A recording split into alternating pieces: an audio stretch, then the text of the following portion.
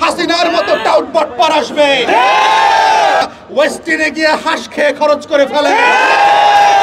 শেখ হাসিনা আওয়ামী লীগের মতো বনি ইসরায়েলের ইহুদি বড় পয়দা করবেন না বাংলাদেশের নাগরিক পয়দা করবেন।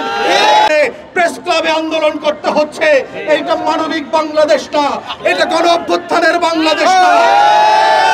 আমরা পরিষ্কার করে এই সরকারকে বলতে চাচ্ছি, অবিলম্বে ন্যায্য সকল দাবি মেনে নেন।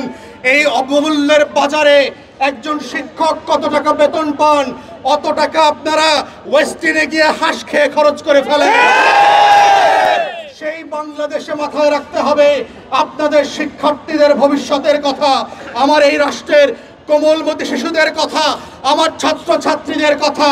যেই বিজ্ঞান এবং প্রযুক্তির বাংলাদেশ করতে চান, সেই মানুষগুলো আসমান থেকে আসবে না, এই শিক্ষকদের পাঠদানের ক্লাস থেকে আসবে। সেই শিক্ষকদেরকে যদি আপনারা দেখভাল না করেন, রাষ্ট্র দেখভাল না করে, তাদের ন্যায্যভাবে শ্রমের মূল্য না দেয়, সম্মানের সাথে ভাতা বেতন সুযোগ সুবিধা না হয়, তাহলে সেই পাঠদান থেকে বিজ্ঞানী আসবে না, হাসিনার মতো টাউট বাটপার আসবে। এই রাষ্ট্রের অপশন খুব পরিষ্কার, শেখ হাসিনা আওয়ামী লীগের মতো বনি ইসরায়েলের ইহুদি বড় পয়দা করবেন না বাংলাদেশের নাগরিক পয়দা করবেন।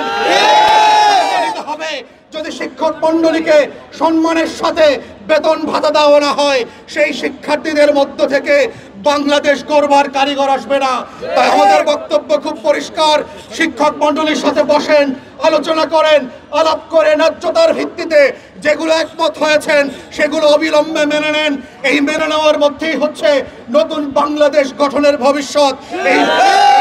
এই ন্যায্য দাবি মেনে নেওয়ার মধ্য দিয়েই বাংলাদেশ 2-এর সম্ভাবনা তৈরি হবে। এই মেনে নেওয়ার মধ্যেই আমাদের শিক্ষার্থীরা ভালো শিক্ষক পাবেন এবং মর্যাদার সাথে আমাদের শিক্ষকরা পাঠদানে ফেরত যেতে পারবেন। সেই আহ্বান জানিয়ে আমার বক্তব্য এখানে এখনই শেষ করছি। সবাইকে অসংখ্য ধন্যবাদ। আসসালামু আলাইকুম। নেওয়ার মধ্যেই হচ্ছে নতুন বাংলাদেশ গঠনের ভবিষ্যৎ। এই ন্যায্য দাবি মেনে নেওয়ার মধ্য দিয়েই বাংলাদেশ 2-এর সম্ভাবনা তৈরি হবে। এই মেনে নেওয়ার মধ্যেই আমাদের শিক্ষার্থীরা ভালো শিক্ষক পাবেন এবং মর্যাদার সাথে আমাদের শিক্ষকরা পাঠদানে ফেরত যেতে পারবেন। সেই আহ্বান জানিয়ে আমার বক্তব্য এখানে এখনই শেষ করছি। সবাইকে অসংখ্য ধন্যবাদ। আসসালামু আলাইকুম।